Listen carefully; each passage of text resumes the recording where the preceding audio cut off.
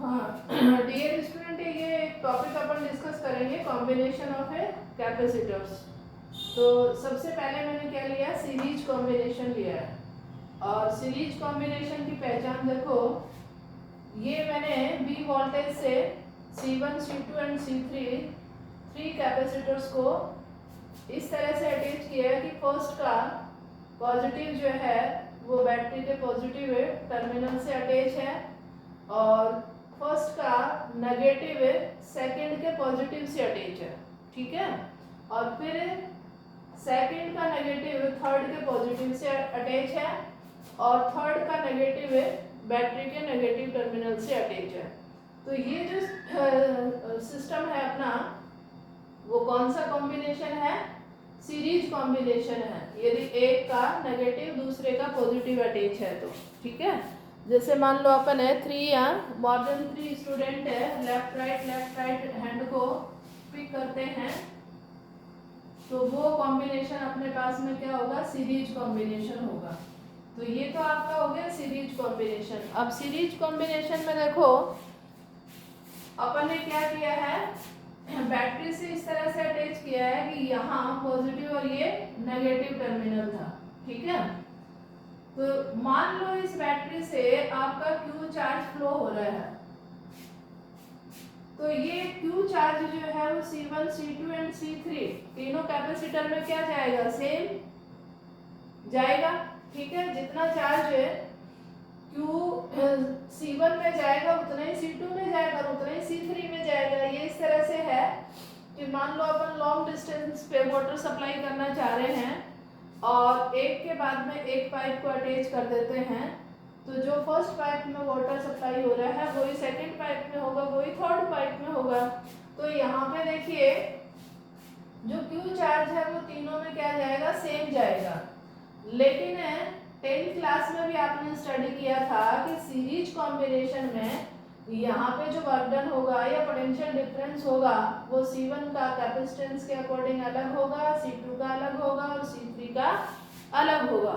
तो ये ध्यान रखोगे कि सीरीज कॉम्बिनेशन में चार्ज जो होगा वो क्या होगा, सेम होगा, चार्ज फ्लो होगा सेम इन ऑल कैपेसिटर। और सेकेंड अपन क्या लिखेंगे, वोल्टेज डिस्ट्रीब्यूट होगा अकॉर्डिंग टू द कैपेसिटेंस।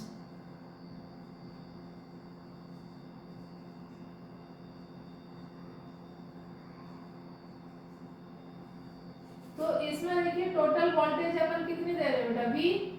तो ये 3 पार्ट में डिवाइड होगा, तो इसको मैंने लिया V1, V2 एंड V3। ठीक है, तो इसमें डिफरेंस किसका आएगा, वोल्टेज का आएगा। अब अपन C और V का रिलेशन निकालें तो C इज इक्वल टू क्या होता है बेटा, Q अपॉन V। और V के लिए फॉर्मूला बनाए तो V इज इक्वल टू क्या हो जाएगा, Q अपॉन C।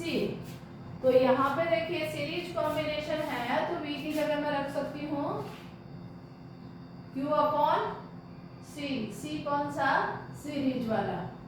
और ये क्या हो जाएगा, Q upon C1, Q upon C2 and Q upon C3।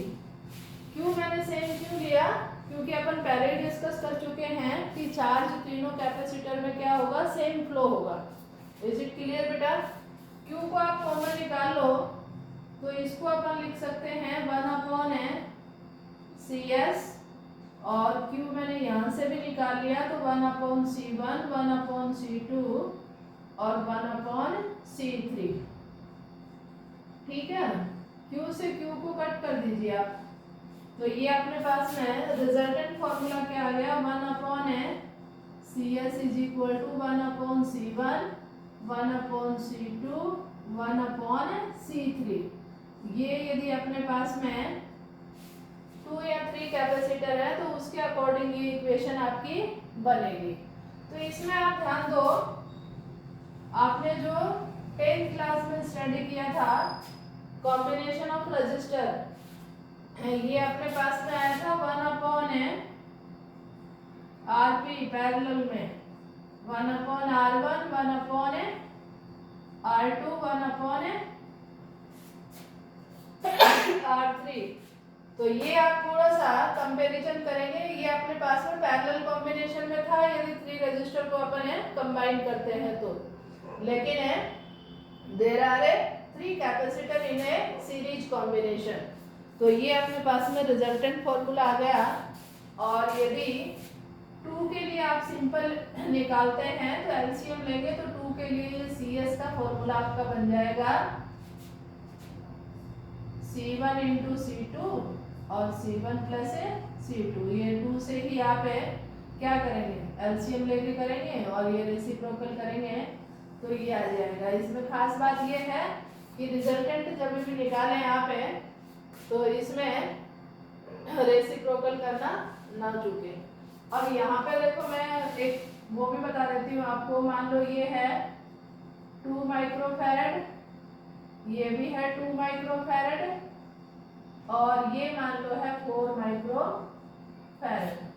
तो ये अपने पास में फॉर्मूला क्या बन जाएगा बेटा, 1 अपॉन CS 1 अपॉन 2 1 अपॉन 2 और 1 अपॉन 4।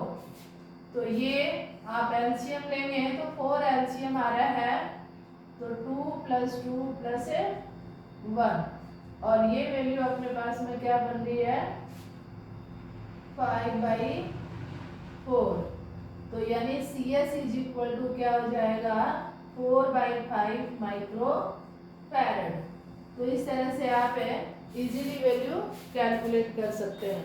तो ये अपने पास में क्या हुआ, series combination of a capacitor.